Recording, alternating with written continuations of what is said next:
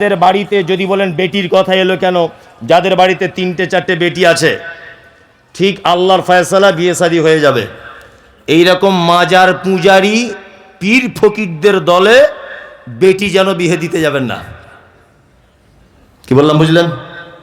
কারণ যারা মাজার পূজা করে, মাজারের সেজদা দেয়, পীর ফকির নিয়ে ব্যস্ত থাকে, এরা মুশরিক। এরা কি মুশরিক, তাই না? যদি তওবা করে ফেরত আসে তাহলে বাঁচার রাস্তা আছে, তাছাড়া বাঁচার রাস্তা নেই। আল্লাহ তাআলার ভাষা হচ্ছে ওয়া উলি কুরবা।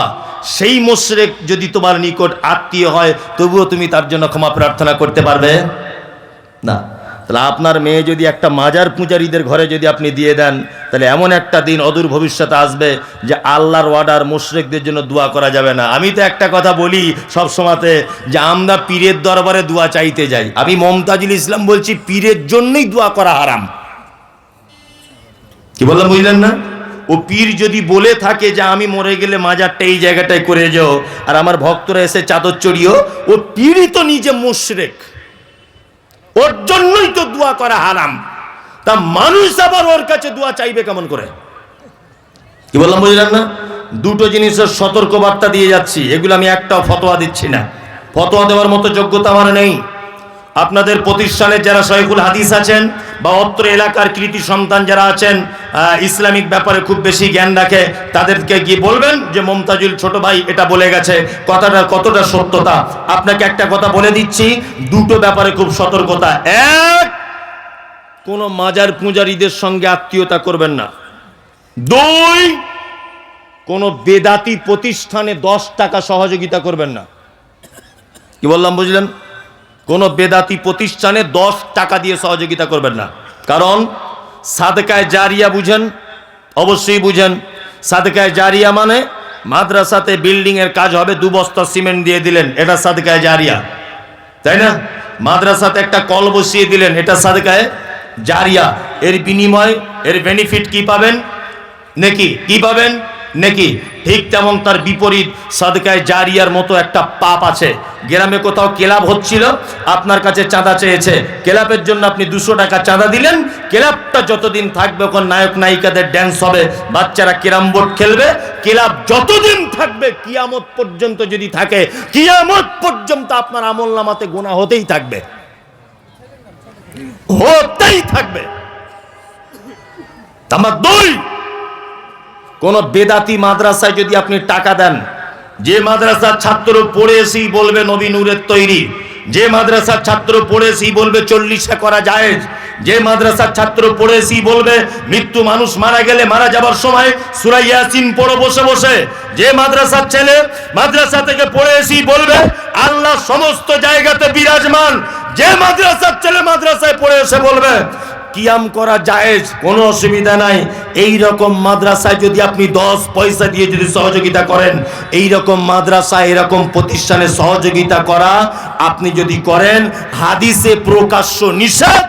বেদাতি তো খারাপ, খারাপ বেদাতিকে সহযোগিতা করাও অন্যায়। কি বললাম বুঝলেন? টাকা আপনার কোটি কোটি টাকা থাক, এতে আমার কোনো আপত্তি নেই, আপনি দান করুন, তবে বুঝে শুনে করুন। টাকা আছে বলে যে কোনো মাদ্রাসায় আপনাকে ইনভাইট করলো অতিথি হিসাবে, বেদাতি মাদ্রাসা, আপনি গিয়ে 50,000 দিয়ে দিলেন, কিয়ামত পর্যন্ত যদি মাদ্রাসা থেকে বেদাত যদি তৈরি হয়, তাহলে কিয়ামত পর্যন্ত যদি মাদ্রাসা থাকে, ও বেদাত সারা জীবন যা করবে আপনার আমলনামাতে গোনা উঠবে। কারণ ও আপনার টাকা খেয়ে তবে বেদাত শিখেছে মাদ্রাসায়। কি বলছি বুঝতে পারছেন? খুব সাবধানে থাকবেন এই ব্যাপারগুলো। চলুন আর দুটো একটা শব্দ বলে দিব নাকি? আর বলবো না, 11টা 12টা পর্যন্ত তো হবে। আমি আর কিছু ভালো জিনিস শব্দ আপনাকে বলি, সব খারাপটা বললে লোকে বলবে ছোট বড় করে বলে যাচ্ছে। তাহলে মুনাফিক বলে দিলাম, মুশরিক বলে দিলাম, ফাসিক কি বলে দিলাম। এবার আপনাকে দুটো একটা ভালো দিক বা ভালো গুণ বলে দিই। ইনশাআল্লাহুল আজিজ, যে গুণগুলো আমাদের ভিতরে থাকলে আমরা আল্লাহর জান্নাতে পৌঁছে যাব ইনশাআল্লাহ। আমরা এই ভালো দিক গ্রহণ করার জন্য প্রস্তুত গ্রহণ করছি ইনশাআল্লাহ। কই কারা কারা গ্রহণ করবেন সবাই ভালো দিকটা? একদম। আর একজন 2 হাত তুলেছে, আরে সাংঘাতিক ব্যাপার আর কি, তাই না? সাংঘাতিক ব্যাপার, দু হাত তুলেছে একদম। আমি একটা লোকের পরিচয় দিব, তার নাম হচ্ছে মুমিন। কি নাম?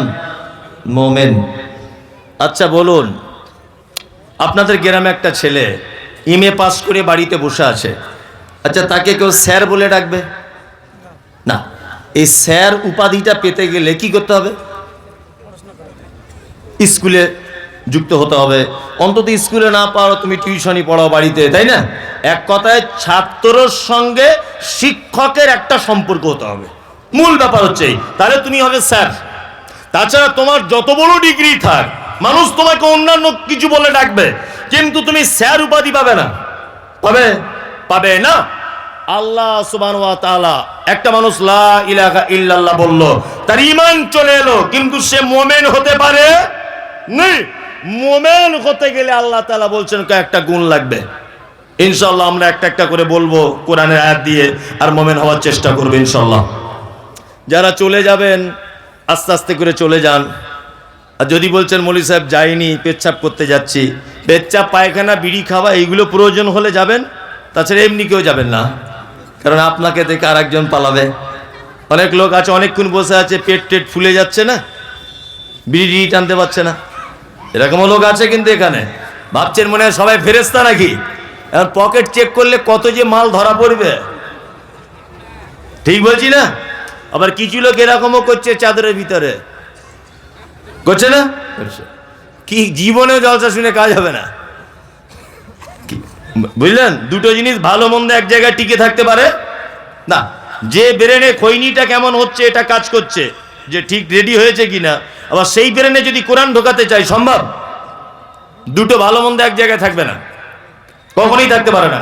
আমি মুমিনের গুণ বলছি, এক, ইন্নামাল মুমিনুনা আল্লাযীনা ইযা যুকিরাল্লাহু ওয়াজিলাত কুলুবুহুম ওয়া ইযা তুলিয়াত আলাইহিম আয়াতুহু যাদাতুহুম ঈমানা ওয়া আলা রাব্বিহিম ইয়াতাওয়াক্কালুন আল্লাযীনা ইউকিমুনাস সালাতা ওয়া মিম্মা রাযাকনাহুম ইউনফিকুন উলাইকাল মুমিনুনা হাক্কান লাহুম দারাজাতুন ইনদা রাব্বিহিম ওয়া মাগফিরাতুন ওয়া রিজকুন কারীম।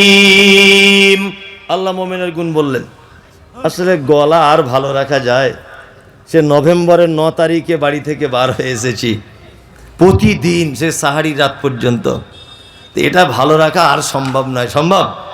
তাও মিষ্টি খাই না, টক খাই না, হাওয়া লাগাই না, কত কিছু যে করি, তাই না? তারপরেও প্রতিদিন 2 ঘন্টা 2.5 ঘন্টা কোথাও পজিশন বুঝে যেমন হয় বকতে হয়।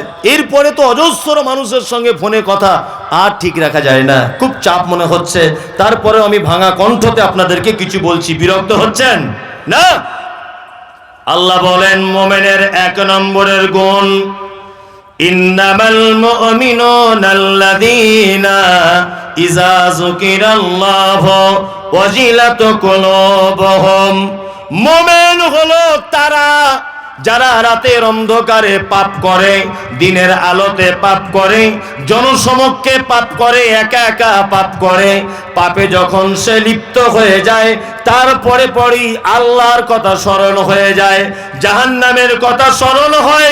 আর ওই লোকটা যদি প্রকৃত পক্ষে মুমিন হয়, আল্লাহ বলে পাপ কাজ করার পরে যখন জাহান্নামের কথা মনে পড়ে যাবে, আমার ভয় চলে আসবে, তখন সে ভয়ে থরথর করে কাঁপবে। এটা হচ্ছে মুমিনের 1 নম্বরের গুণ। 1 নম্বরের গুণ, পাপ করবে, পাপ করার পরে আল্লাহর ভয় চলে আসবে মনে, আল্লাহর কথা স্মরণ হবে যে পৃথিবীর কেউ দেখতে না পাক, আমাকে আল্লাহ দেখেছে। এই কথাগুলো মনে আসার পরে ও সাথে সাথে ভয়ে থর করে কাঁপবে। এটা হচ্ছে মুমিনের 1 নম্বরের গুণ। একটা হাদিসের কথা মনে পড়ে গেল, খুব চমৎকার হাদিস, আপনাদেরকে বলি, দেখুন আপনার ঈমান বেড়ে যাবে। একজন মহিলা, খুব প্রসিদ্ধ হাদিস এটা, একজন মহিলা আল্লাহ নবীর কাছে এসে বলছেন, ফাতাকিরিনি ইয়া রাসূলুল্লাহ, হে আল্লাহ রাসূল, আপনি দয়া করে আমাকে একটু পবিত্র করে দেন, পবিত্র করুন। আল্লাহ নবী সাল্লাল্লাহু আলাইহি ওয়াসাল্লাম মুখটাকে ফিরিয়ে নিলেন। মহিলাটি আবার আল্লাহ রাসূলের সামনে গিয়ে বলছেন, আল্লাহ রাসূল, আপনি আমাকে পবিত্র করুন। আল্লাহ রাসূল বলছেন, মহিলা, তুমি কি করেছো যে তোমাকে পবিত্র করব? মহিলা তখন বলছেন, আল্লাহ রাসূল, আল্লাহর প্রতি কতটা ভয় দেখুন। মহিলা বলছেন, আল্লাহ রাসূল, মানুষ যেটা বৈধভাবে করে আমি সেটা অবৈধভাবে করেছি, অর্থাৎ আমি ব্যভিচার করেছি। এই দেখুন আমার পেটে বাচ্চা চলে এসেছে। আল্লাহ নবী সাল্লাল্লাহু আলাইহি ওয়াসাল্লাম বলছেন, মহিলা, তুমি কি জানো যে ব্যভিচার করলে বিবাহের পরে তাকে কি করা হয়? বলছে, আল্লাহ রাসূল, জানি। তাকে কোমর পর্যন্ত পুঁতে ফাঁকা ময়দানে ইট পাথর মেরে মেরে তাকে শেষ করে দিতে হয়, আর অবিবাহিত হলে তাকে বেত্তনাঘাত করতে হয়। মহিলা, তুমি কি জানো এই মুহূর্তে তোমায় কি করা উচিত? মহিলা বলছেন, আল্লাহ রাসূল, সব জানি, আপনার কাছে শুনেছি, আপনার সাহাবীদের কাছে শুনেছি।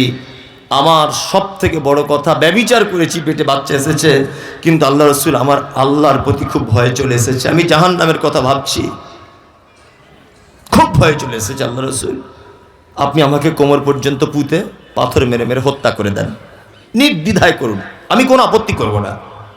আল্লাহ নবী সাল্লাল্লাহু আলাইহি ওয়াসাল্লাম বলছেন, মহিলা, তুমি পাপ করেছ, তোমার গর্ভে থাকা বাচ্চা তো কোনো পাপ করেনি, তুমি বাড়ি চলে যাও। বাড়ি গিয়ে তুমি তোমার বাচ্চা জন্ম দাও, পর্যাপ্ত পরিমাণে যতদিন পর্যন্ত দুধ পান করানোর প্রয়োজন ততদিন দুধ পান করাও। তোমার বাচ্চা যখন রুটি টুটি খেতে শিখবে তখন তুমি আবার আমার কাছে আসবে। কিছুদিন পর মহিলা তার বাচ্চার হাতে একটা রুটি নিয়ে আল্লাহ রসুলের দরবারে এসে বলছেন, আল্লাহ রসুল, আপনি আমাকে চিনতে পারছেন?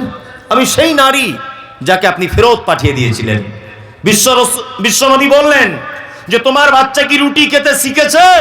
বলছে, আল্লাহ রসুল, হ্যাঁ, খেতে শিখেছে রুটি, এই দেখুন। সাহাবীদেরকে আল্লাহ রসুল বললেন, বাচ্চাটাকে নাও।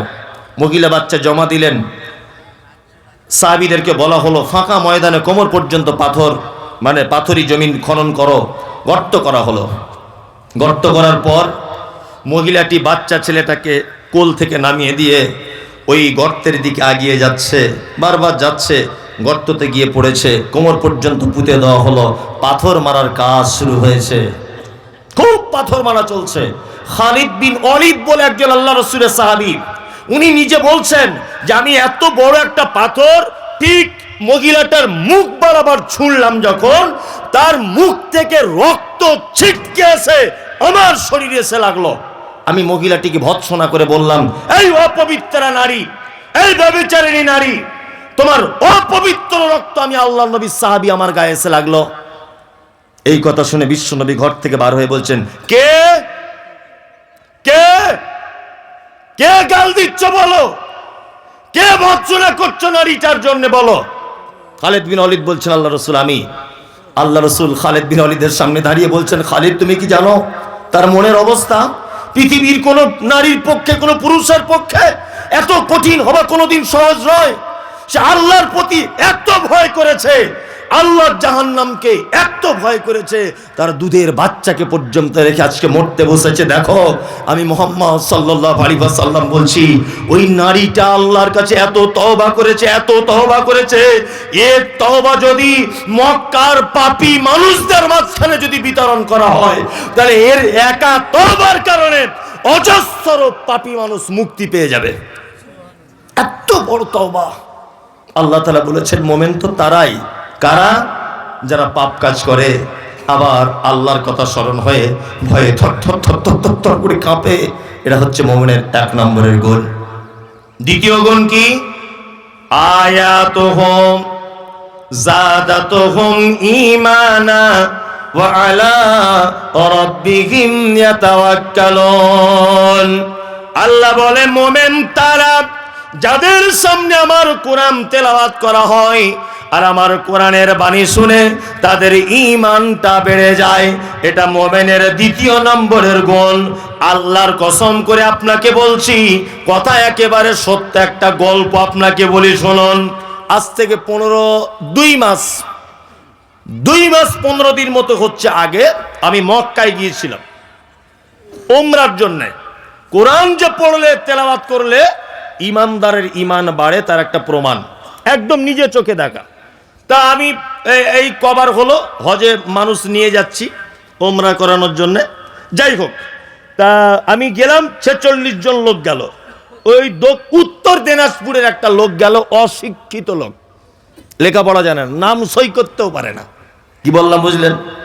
তা মানে ভেতো বাঙালি, খোট্টা ভাষা যেমন গ্রাম অঞ্চলের বলে, এই ভাষা ছাড়া ও কিচ্ছু বুঝে না।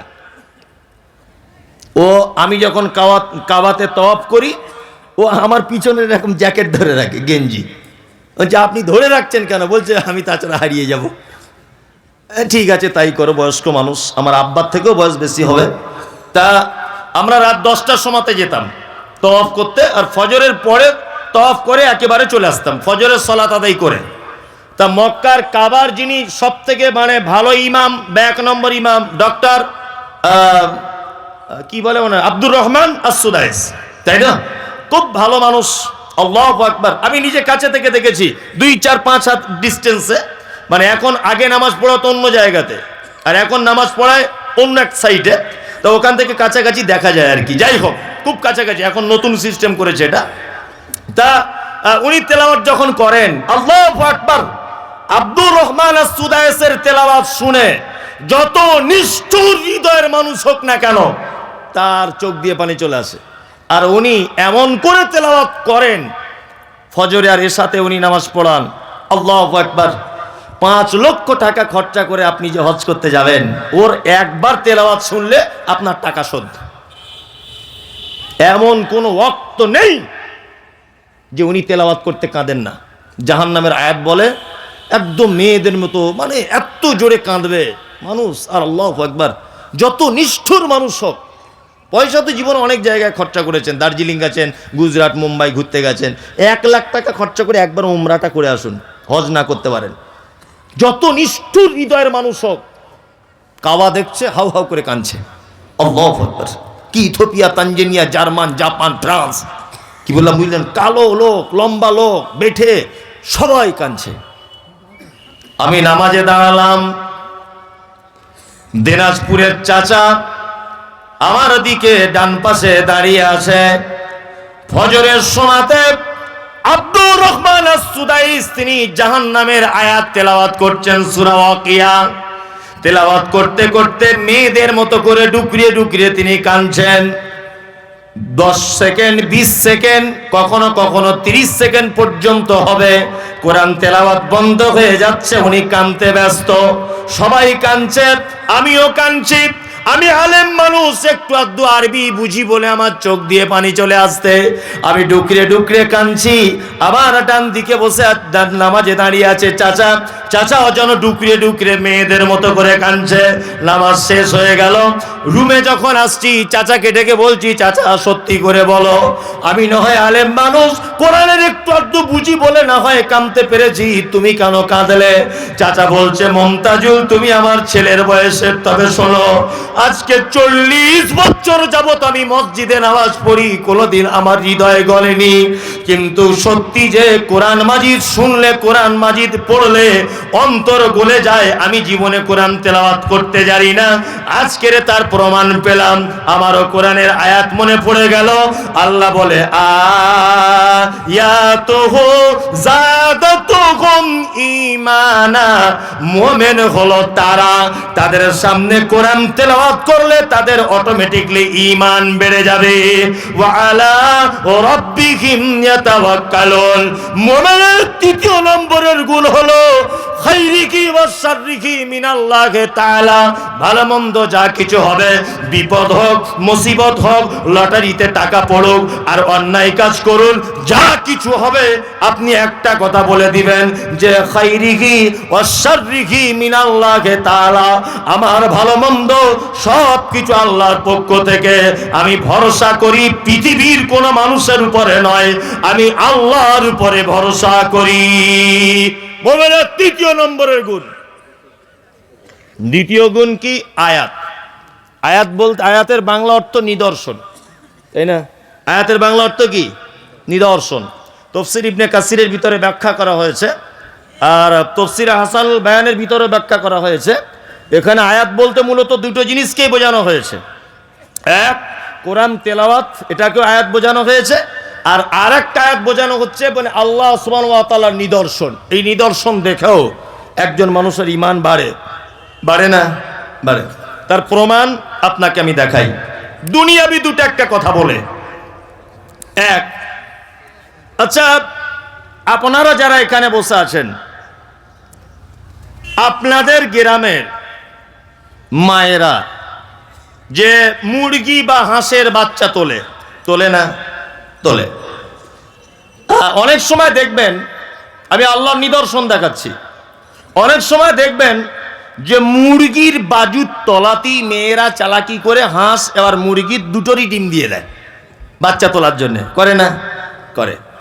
ধরে নেন মুরগিরও বাচ্চা উঠলো, হাঁসেরও বাচ্চা ফুটলো, দুটো বাচ্চা মুরগির বাজুর তলা থেকে বার হচ্ছে প্রথম দিন। দ্বিতীয় দিন দেখবেন আস্তে আস্তে করে হাঁসের বাচ্চাগুলো ঠিক কোথায় পুকুর আছে পুকুরে নেমে যাচ্ছে।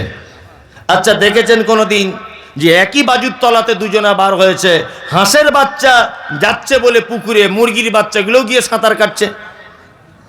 দেখেছেন? আচ্ছা কোনোদিন কোনো হাঁসের বাচ্চা তার মাকে বলে, মা একটু সুইমিং পুলে প্রথম ভর্তি করে দাও, সাঁতার কাটাটা শিখি, তারপরে জুত করে পুকুরে গিয়ে সাঁতার কাটবো? এরকম কোনো ব্যাপার আছে? না। কেন বলুন তো? আল্লাহ বলছে আয়াত, এটা হচ্ছে আমার নিদর্শনাবলী। ওকে কে বলে দিল হাঁসের বাচ্চাকে যে সাঁতার কাটার সময় পা গুলো এরকম এরকম করতে হয়, তারপরে তুই যখন পুকুরতে ঘুরবি ডানাগুলো এইরকম করে লাফ মারবি? কে বলে দিল? কে? আল্লাহ। তাই না? আমরা সত্যি কোরআন না জানলে যে কিছুই জানা যায় না, তার একটা বাস্তবতাও আছে এর ভিতরে। কৃষক ভাই যারা আছেন, চাষবাস করেন মাঠে, বা মাঠে যাদের জমি নেই শ্রমিকের কাজ করেন, লেবারের কাজ করেন, আপনারা দেখেছেন ঠিক যখন মানে সূর্য আস্তে আস্তে আস্তে যখন মানে ডুবে যায় আর কি, ঠিক এই মুহূর্তে দেখবেন মাঠে এক শ্রেণীর পাখি, তারা দেখবেন ডানা মেলতে মেলতে এরকম করতে করতে সারিবদ্ধভাবে যায়, যায় না? দেখবেন তাদের একটা দৃশ্য আপনাকে দেখাই, এইরকম করে 4-5 বার ডানা মেলে দেখবেন একবার এরকম করে দিচ্ছে ডানাটা, দিয়ে 2-3 মিনিট একভাবে চলছে, দুলছে, হেলছে। আছে না অনেক পাখি? আছে। আল্লাহ সুবহানাহু ওয়া তাআলা এই পাখিটার কথা কোরআন মাজিদে নোট করে দিয়েছেন। কোরআন মাজিদে নোট করেছেন যে পাখিটা 3-4 বার ডানা এরকম করে আবার স্থির করে দেয়। আল্লাহ বলছেন আওয়ালাম ইয়ারাউ ইলা তায়রি ফাওকাহুম সাফাতিন ওয়া ইয়াকবিযন মা ইউমসিকুহুন্না ইল্লার রহমান ইন্নাহু বিকুল্লি শাইইন বাসীর। সূরা মুলকের ভিতরে আয়াত আছে, আল্লাহ তাআলা বলছেন যে তোমরা কি পক্ষীকুলের দিকে তাকিয়ে দেখো না, তারা যখন ডানা ঝাপটাতে ঝাপটাতে স্থির করে দেয়, পৃথিবীর কে আছে মহাশূন্যতে তাকে এইভাবে ভাসমান অবস্থায় রাখবে? আল্লাহ বলছে ইল্লার রহমান, শুধু আমি দয়ালু, আমার পক্ষে এটা সম্ভব, পৃথিবীর কারো পক্ষে এটা সম্ভব নয়। সম্ভব নয়। আল্লাহ বলছে আয়াত, এগুলো আমার নিদর্শনাবলী, তোমরা এগুলো দেখবে আর একজন ইমানদার, তার ইমান বেড়ে যাবে, তাই না? সুন্দরবনে বেড়াতে গেলাম, এগুলো না বললে সাধারণ মানুষকে বোঝানো যাবে না। অনেক সময় বলে যে বক্তারা হাদিস কোরআন যা বলে তার থেকে বেশি এমনি কথা বলে। আরে এমনি কথা না বললে, আমি যদি এখন মাইকেল মধুসূদন দত্তর এখানে কথা বলি, তা একটা লোক এক কলম লেখাপড়া জানে না, তা ও মাইকেল মধুসূদন কে ও জানে? ওর কোনো কাজ হবে? আমি যদি শুধু এখন হাদিস বলি আর অনুবাদ করে করে যাই, ও হাদিসের কিছু বুঝে? তা ওর কোনো কাজ হবে? তার মানে যাতে ও বুঝতে পারে সেই রকম কিছু কথাবার্তা দিয়ে ওকে বোঝানো উচিত, এটা আমি মনে করি। সুন্দরবন বেড়াতে গেলাম, সুন্দরবনে 3 দিন থাকলাম লঞ্চের উপরে। আমরা একটা টিম গিয়েছিলাম, আমার বাড়ি থেকে যদিও কাছে, তা ঘুরলাম। অজস্র গাছ, যারা গেছেন তারা জানেন, গাছে ভর্তি। সুন্দরবন মানেই হচ্ছে নদী আর গাছ, আর কিছু নেই। পাখিদের কিচিরমিচির, আর ওই বানর দেখতে পাবেন, বাঘ ওটা নসিবে থাকলে দেখা যায়, সচরাচর হরিণ দেখা যায়, প্রায় দেখা যায়, পানি টানি পান করতে আসছে দেখা যায়। যাই হোক, তার 3 দিন যাবত লঞ্চের উপরে থাকলাম, অনেক কিছু দেখলাম। সুন্দরবনে একটাও কুলের গাছ দেখতে পেলাম না, আমের গাছ দেখলাম না, খাজুরের গাছ নেই, লেবুর গাছ নেই, সবেদার গাছ নেই, বেদানার গাছ নেই, নারকেলের গাছ একটাও নেই। তা আমি আমরা সব আলেমরা মিলে গিয়েছিলাম। তা বেশিরভাগ সলাতে আমি ইমামতি করতাম লঞ্চের উপরেই। তা ইমামতি করতে করতে সালাম ফিরানোর পর বসে আছি, বসে বসে ভাবছি যে সত্যিই তো আজকে 3 দিন যাবত আমি সুন্দরবনে ঘুরতে এলাম, একটা তো ফলের গাছ থাকা উচিত, একটাও নেই। সঙ্গে সঙ্গে আমি ভাবতে শুরু করে দিলাম, সত্যি আল্লাহ তুমি, এর জন্য তোমার নাম রব, তোমার নাম রব। তুমি এখানে কেন তুমি মানে আমের গাছ দিতে যাবে কেন? কোন আমের আচার করতে হয় এটা তো হনুমান, বানর, বাঘ এরা তো কেউ বুঝে না, বুঝে? আচারে কি কি মশলা লাগে ওরা বুঝে? আম কি করে কার্বাইড দিয়ে পাকিয়ে চুষে খেতে হয় এটা ওরা জানে? জানে না। তার মানে আম যে একটা সুন্দর প্রয়োজনীয় মিষ্টি ফল, এই ফলের কদর হনুমান করতে পারবে না, বানর পারবে না। এই জন্য এখানে তুমি এসব ফলের গাছ টাছ দাওনি, আমের গাছ তুমি দিয়েছো শ্যামনগরে। হিমসাগর আম গাছ থেকে পেড়েই বলবে খেয়ে আলহামদুলিল্লাহ। কোন আমের আচার করতে হয়, কোন গাছ কোন মাসে লাগাতে হয় এটা মানুষ জানে, হনুমান, বাঁদর, হরিণ এরা কেউ জানে না। এই জন্য তুমি আগাছা বিভিন্ন গাছ দিয়ে সুন্দরবনকে তুমি সাজিয়েছো, একটাও ফলের গাছ নেই। এগুলো অবাক লাগে, অবাক লাগে না? আল্লাহ বলে আয়াতুহুম যাদাতুহুম ঈমানা ওয়া আলা রাব্বিহিম ইয়াতাওয়াক্কালুন। মুমিনের গুণ দ্বিতীয় নম্বরে, তার সামনে যখন আমার আয়াত নিদর্শনাবলী বলা হয় তার ঈমান বেড়ে যায়। তার দ্বিতীয় গুণ হলো তার সমস্ত ব্যাপারে আমার উপরে ভরসা থাকবে। আল্লাহ মুমিনের 4 নম্বরের গুণ বলে আল্লাযীনা ইউকিমুনাস সালাতা ওয়া মিম্মা রাযাকনাহুম ইউনফিকুন। আর মুমিন হলো সে যে 4 নম্বরে সালাত আদায় করে, নামাজ পড়ে। যারা বসে আছেন নামাজ পড়ছেন 5 ওয়াক্ত কারা? তাহলে 14 ধরা পড়বে। যারা শুধু 5 ওয়াক্ত তারা হাত তুলুন, তুললে একটু, তাহলে 14 ধরা পড়ে যাবে। তার মানে অনেকই আছে যারা পড়ে না, তাই না? আমাদের বাজারে কয়েক রকমের নামাজি পাওয়া যায়, বুঝলেন? 3-4 রকমের।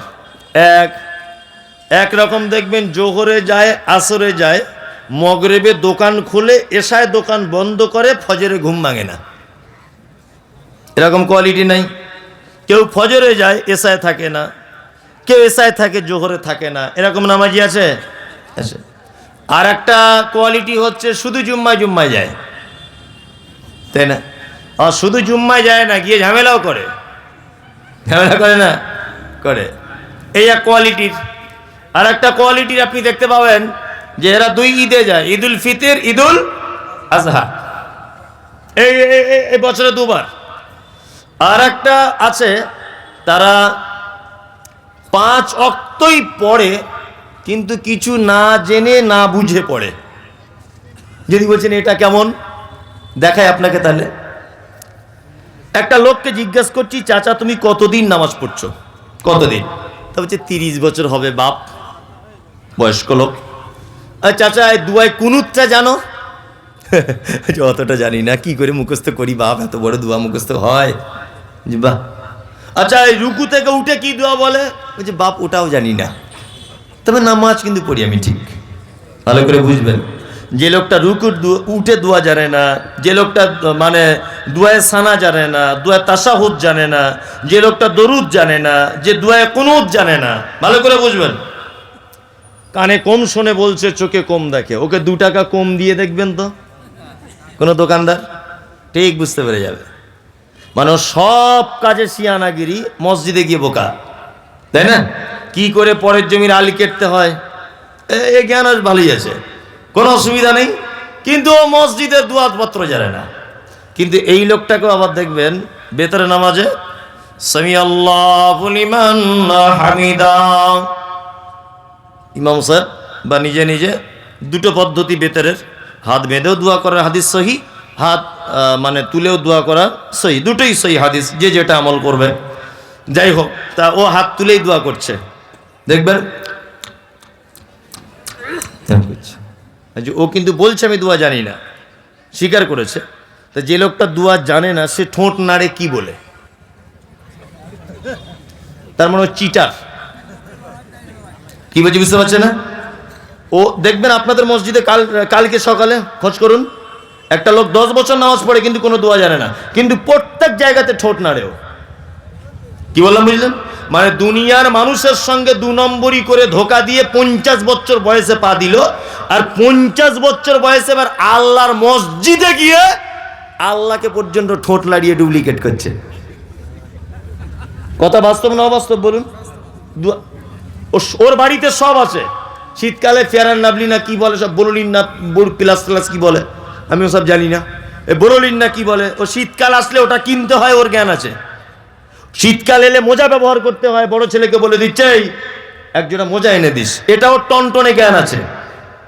কিন্তু শ্যামনগর জলসা শুনতে গিয়ে একটা ভালো সহি দুয়ার বই কিনে এনে নামাজের দুয়াগুলো পড়ে পড়ে বানান করে করে হলেও মুখস্থ করব, এই জ্ঞান ওর নেই, তাই না? আবার যদি কেউ ওই চাচাকে বলে দিতে চায়, চাচা হাত তুমি যে এই রকম করে বাঁধছো এটা ঠিক না, এইভাবে বাঁধো, আবার চাচা রেগে গিয়ে বলে তুই তোরটা কর আমি আমারটা করি, ভুলটা ধরিয়ে দিলে ও রাগ। এরকম মুসল্লি আছে না? ও সেজদায় যখন যাচ্ছে পা ফাঁক করে রাখছে, কিন্তু হাদিস অনুযায়ী পা দুটো এইভাবে রাখতে হবে, তাই না? ওকে আপনি বলে দেন যে পা দুটো এইভাবে রাখুন, তোর কবরে তুই যাবি, আমার কবরে আমি যাবো, বেশি ফটর ফটর করিস না। এতদিন আসতাম না ঠিক ছিল, এসেছি আর পেছে লেগেছিস, এরকম লোক আছে না নেই? আচ্ছা, আল্লাহু আকবার। এরকম 2 নম্বরই আর চিটিংবাজি করে কদিন আল্লাহর সঙ্গে ধোকা দিয়ে চলবে? চলবে? চলবে না। বিনীত অনুরোধ, যদি পড়াশুনো না জানেন, আগেকার মানুষ আপনি স্কুলে যাননি, অন্তত পক্ষে আপনাদের মাদ্রাসার শিক্ষকের কাছে বা মসজিদের ইমামের কাছে বসে 2টো দোয়া শিখুন না, বসে 2টো দোয়া শিখুন, বুঝলেন না?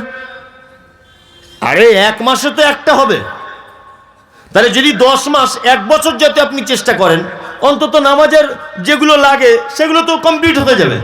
কথাগুলো আমি ঠিক বলছি না ভুল বলছি? তা একটা লোক বলুন তো যে আমি বয়স্ক লোক, আজকে থেকে এটা শুরু করবো ইমাম সাহেবের কাছে, অত সহজ নয়। তার মানে সবাই দোয়া জানে, তাই তো?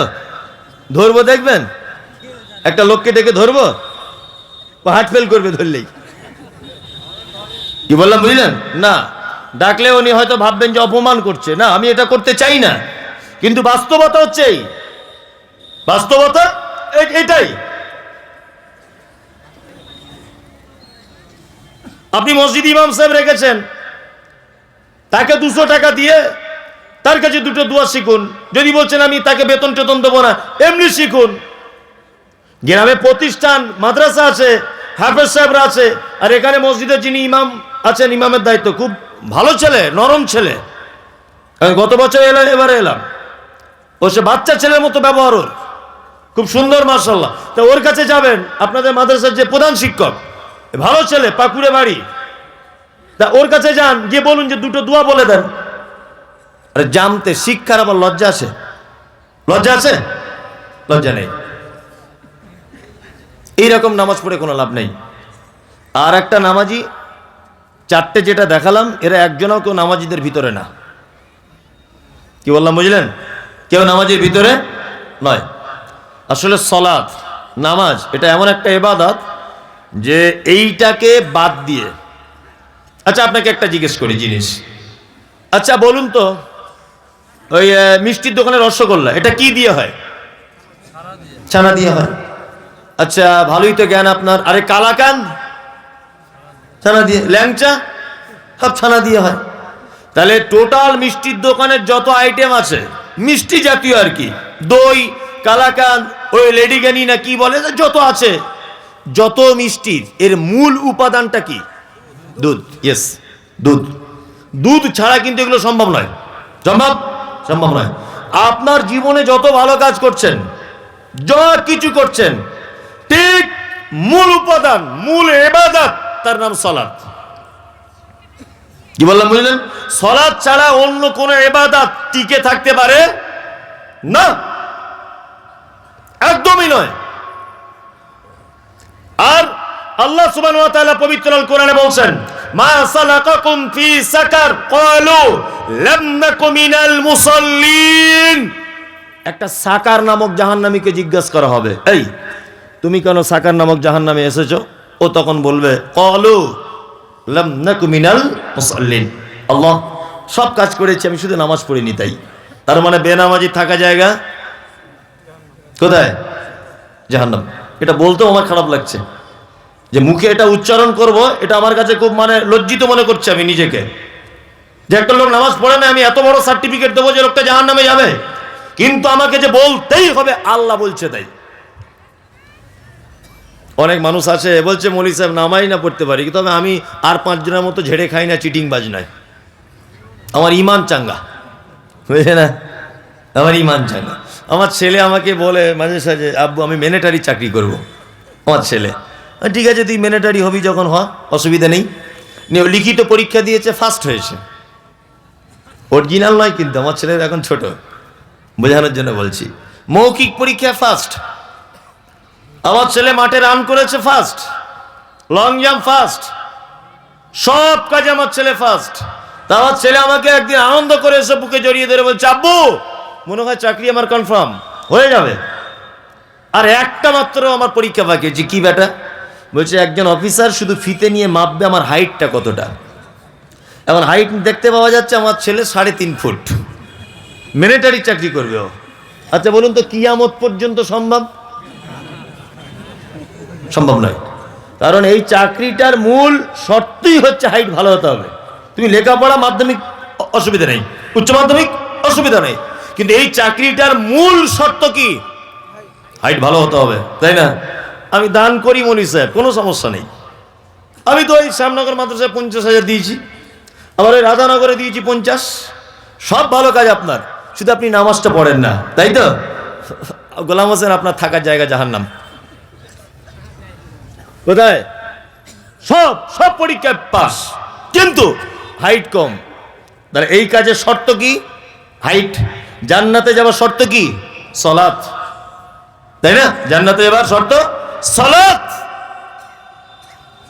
যারা বলছেন একক তো যাই, একক তো যাই না, এদের চরিত্র কেমন বলে দিই। এক, আমার ছেলে এবার মাধ্যমিকে 5টা সাবজেক্টে পরীক্ষা দেবে, বা আপনার ছেলে দেবে 5টা সাবজেক্টে পরীক্ষা দেবে। তা আপনার ছেলে 4টেতে 100 100 100 পেয়েছে, আর একটাতে 0 0 0। যারা শিক্ষিত মানুষ বা স্কুলের সঙ্গে যুক্ত আছেন আপনারা জানেন, বিবেচনা করে বুদ্ধি কাটিয়ে বলুন, 4টেতে 100 100, একটাতে 0 0, রেজাল্ট যেদিন বার হবে আমার ছেলে পাস না ফেল? ফেল। ফেল মানে জোহরে গেছে 100 100 নাম্বার পেয়েছে, অসুবিধা নেই, ফজরে ঘুম ভাঙিনি তাই পড়েইনি, ফেল, 0। কি বলছি বুঝতে পারছেন? আল্লাহ সুবহানাহু ওয়া তাআলার ভাষা দেখুন, আল্লাহ তাআলা বলছেন আল্লাযীনা হুম সালাওয়াতিহিম ইউহাফিজুন। ফেরদাউস নামক জান্নাতে যাবে তারা, সালাওয়াতিহিম। আলেম ওলামারা আছেন, আল্লাহ বহুবচন শব্দ ব্যবহার করে বলছেন যারা সালাত সমূহ হেফাজত করে। কি বললাম বুঝলেন? যারা সালাত সমূহকে হেফাজত করে তারা, তার মানে যারা 5 ওয়াক্ত সালাত আদায় করে। চলুন, অনেক মানুষ এমন নামাজি আছে যারা বাড়িতে পড়ে, মসজিদে যায় না, এরকম বদ অভ্যাস নেই? আছে। বাড়িতে সালাত ইচ্ছাকৃতভাবে হবে না, কারণ আল্লাহ সুবহানাহু ওয়া তাআলা বলেছেন আরকাউ মা'আর রাকিঈন, তোমরা রুকুকারীদের সাথে রুকু করো। তার মানে জমাতে যাও, তার মানে কি? জমাতে যাও। আল্লাহ মোমেনদের গুণ তারপরে বলছেন ইনফিকুন অমিম্মা রাযাকনাহুম ইনফিকুন। মোমেন আল্লাহর রাস্তায় দান করে। মোমেন কি করে? দান করে। যদি বলছে মৌলী সাহেব আপনারা পারেন বেশ ভালো, ঠিক ঘুরে ঘুরে জায়গায় এসেছেন দানের ব্যাপারে, আমি কারো কাছে টাকা চাইবো না, তবে বিনীত অনুরোধ আপনি আমাকে 10টা মিনিট টাইম দেন, আপনাকে একটা গুরুত্বপূর্ণ ঘটনা আমি আপনাকে শোনাবো হাদিস থেকে। কি বললাম বুঝলেন? এইটা শুনে আপনি বাড়ি যাবেন, যেখানে পারবেন যান, আমার কোনো আপত্তি নেই। আল্লাহ নবী সাল্লাল্লাহু আলাইহি ওয়াসাল্লাম পৃথিবী থেকে চলে যেদিন গিয়েছিলেন সেই দিনটির নাম কি? কি বার ছিল সেদিন? সোমবার। সোমবার। জীবনে অনেক কিছু শুনেছেন, আর এইটা আজকে শুনুন। এইটা আমি বলছি, বাংলাদেশের প্রখ্যাত আলেম ডক্টর আসাদুল্লাহ আল গালিব একটা বই লিখেছেন, সিরাতুর রাসূল। এই বইয়ের একেবারে শেষের দিকে এই ঘটনাগুলো বিস্তারিতভাবে পাবেন। আমি একদম আজকে পড়লাম এবং একাধিকবার পড়ে আপনাকে বলছি। সহিহ হাদিসের উদ্ধৃতি দিয়ে তিনি ঘটনাটা বর্ণনা করেছেন। এক, আল্লাহ নবী সাল্লাল্লাহু আলাইহি ওয়াসাল্লাম সোমবার পৃথিবী থেকে চলে গেছেন। তার আগের বৃহস্পতিবার জীবনের শেষ নামাজ জমাতে পড়িয়েছিলেন মাগরিবের। বৃহস্পতিবার মাগরিবের। আর বৃহস্পতিবার মাগরিবের প্রথম 2 রাকাতে যে তেলাওয়াত করেছিলেন সূরা মুরসালাত, যার শেষ আয়াত ছিল ফাবি আইয়ি হাদিসিম বাদাহু ইউমিনুন। আল্লাহ বলছেন, এর পরেও কি তোমরা অন্য কোন কথার উপর ঈমান আনবে? বিশ্বনবী ঠিক যেন উম্মতদের উদ্দেশ্যে কথা বলতে চেয়েছেন শেষ আয়াত দ্বারা, ফাবি আইয়ি হাদিসিম বাদাহু ইউমিনুন। মাগরিবের সালাত শেষ, বাড়ি চলে এলেন।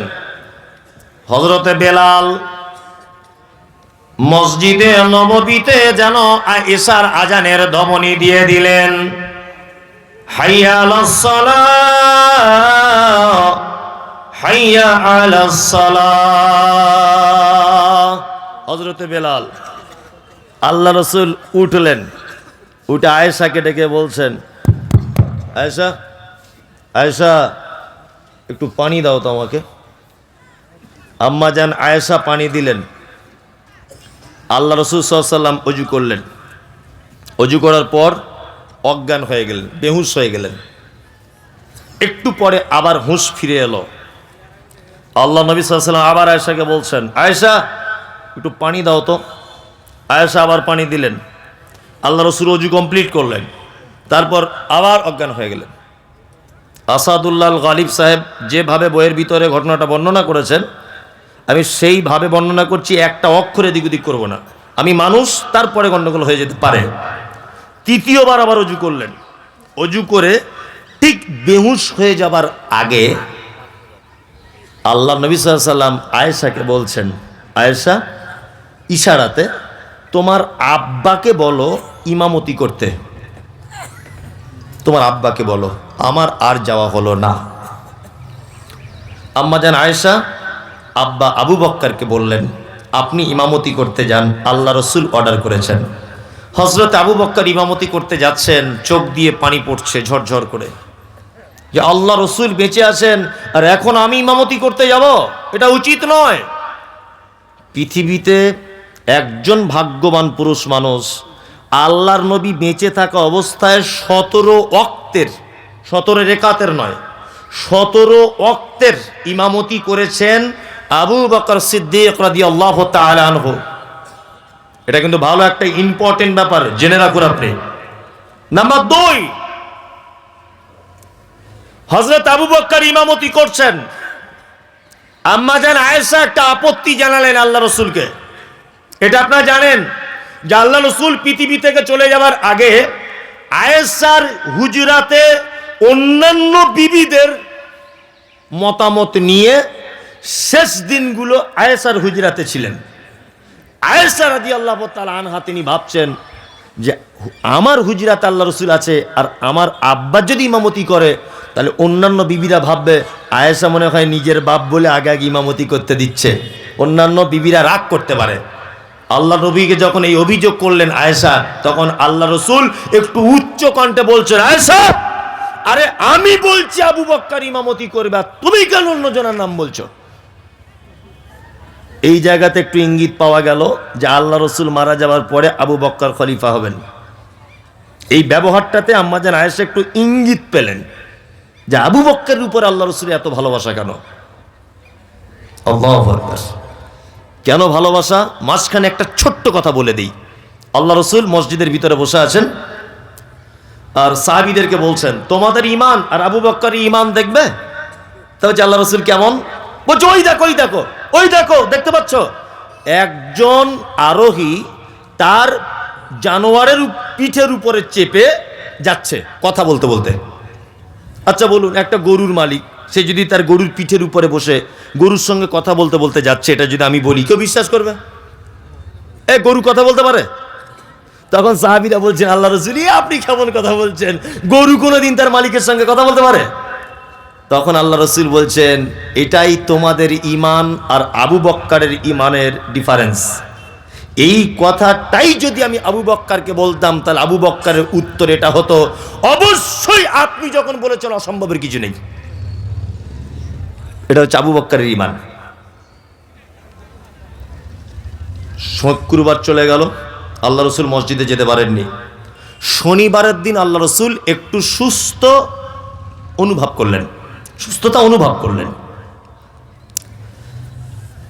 জোহরের আজানের আগে আল্লাহ রসুল আয়েশা রাদিয়াল্লাহু তাআলা আনহাকে বলছেন, আয়েশা দুজন সাহাবীকে বলো তো আসতে। তা আম্মা জান আয়েশা বলছেন, আমি পর্দার আড়াল থেকে দুজন সাহাবীকে বললাম, আপনারা দুজন আসুন। আল্লাহ রসুল দুজন সাহাবীর কাঁধে ভর দিলেন। তখন ইমামতিতে দাঁড়িয়ে গেছেন হযরত আবু বকর সিদ্দিক রাদিয়াল্লাহু তাআলা আনহু, জোহরের নামাজের ইমাম। কে? আবু বকর। আল্লাহ রসুল মসজিদে ঢোকা এই ব্যাপারটা আবু বকর বুঝতে পেরে গেলেন যে আল্লাহ রসুল এবার ঢুকছেন। আবু বকর পিছনে হটে আসার মনস্থির করলেন। আল্লাহ রসুল আবু বকরকে ইশারা করে বললেন, আবু বকর একদম নয়, ইমামতির জায়গাতে মেহরাবি তুমি দাঁড়াও। আবু বকর দাঁড়িয়ে আছেন। আল্লাহ রসুলকে নিয়ে আবু বকরের বাম দিকে বসিয়ে দেওয়া হলো। আবু বকরের কোন দিকে? তাহলে আবু বকর যদি ইমাম হয়, ধরে নেন এই যে ইমামতি করছেন আবু বকর, আর আবু বকরের বাম দিকে যদি আল্লাহ নবীকে বসানো হয়, তাহলে আল্লাহর নবীর কোন দিকে হলো আবু বকর? ডান দিকে। এটা জেনে রাখুন, ইসলামের প্রথম মুকাব্বির তিনি হচ্ছেন হযরত আবু বকর সিদ্দিক রাদিয়াল্লাহু তাআলা আনহু। এই মুহূর্তের সাথে সাথে ইমাম পরিবর্তন, আল্লাহ রসুল হয়ে গেলেন ইমাম, আবু বকর হলেন মুকাব্বির। এখান থেকে একটা মসলা জেনে নেন যে ইমাম অসুস্থ হলে প্রয়োজনে বসে ইমামতি করতে পারে। মাথায় রাখবেন, কি বললাম বুঝলেন? আল্লাহ রসুল বসে বসে আস্তে আস্তে করে ইমামতি করছেন, সাহাবীরা গলার আওয়াজ শুনতে পাচ্ছেন না অসুস্থ বলে, এই জন্য পাশে দাঁড়িয়ে উনি যখন বলছেন আল্লাহু আকবার আল্লাহ রসুল, তখন আবু বকর জোরে বলছে আল্লাহু আকবার। মুকাব্বির। বুঝুন ভালো করে। জোহরের নামাজ শেষ, আল্লাহ নবী সাল্লাল্লাহু আলাইহি ওয়াসাল্লাম বাড়ি এলেন। আয়েশার হুজরাতে আল্লাহ রসুল ঢুকেই প্রথমেই আম্মাজান আয়েশাকে বলছেন, আয়েশা আচ্ছা বলো তো আমাদের বাড়িতে কি কোনো টাকা পয়সা আছে? তা আম্মাজান আয়েশা বলছেন যে আমাদের বাড়িতে সোনার দিনার, দিনার বলা হয় সোনার কয়েনকে, আর দিরহাম বলা হয় চাঁদির কয়েনকে, তখনকার দিনে চলতো। তা আম্মাজান আয়েশা বলছেন যে আমাদের বাড়িতে 5টা থেকে 9টা দিনার অর্থাৎ স্বর্ণের কয়েন আছে। তখন আম্মাজান আয়েশাকে আল্লাহ রসুল উচ্চ কণ্ঠে বলছেন, আয়েশা আরে কোন ইমানদার এবং নবীদের জন্য উচিত নয় এত নিকৃষ্ট সম্পদ বাড়িতে রেখে আল্লাহর সাথে সাক্ষাৎ করবে। তুমি কেন দান করে দিলে না? কেন তুমি দান করলে না? তুমি যদি দান করে দিতে তাহলে আমি আল্লাহর কাছে যাওয়ার পরে সাথে সাথে বিনিময় পেয়ে যেতাম। তখন আম্মাজান আয়েশা বলছেন, আল্লাহ রাসূল আপনি অসুখে ছিলেন, এই কারণে ব্যস্ততার কারণে আমি টাকাটা দান করতে পারিনি, দয়া করে আপনি বলুন আমি এখনই দান করে দিচ্ছি। তার মানে বিশ্ব নবী মুহাম্মদ রাসূলুল্লাহ সাল্লাল্লাহু আলাইহি ওয়াসাল্লাম জমিয়ে রাখা সম্পদ যেটা ছেড়ে মানুষ কবরে চলে যায়, এই সম্পদকে নিকৃষ্ট সম্পদ বললেন, আর মানুষ যেটা দান করে যায় আল্লাহর রাস্তায় এটাকে উৎকৃষ্ট সম্পদ বললেন।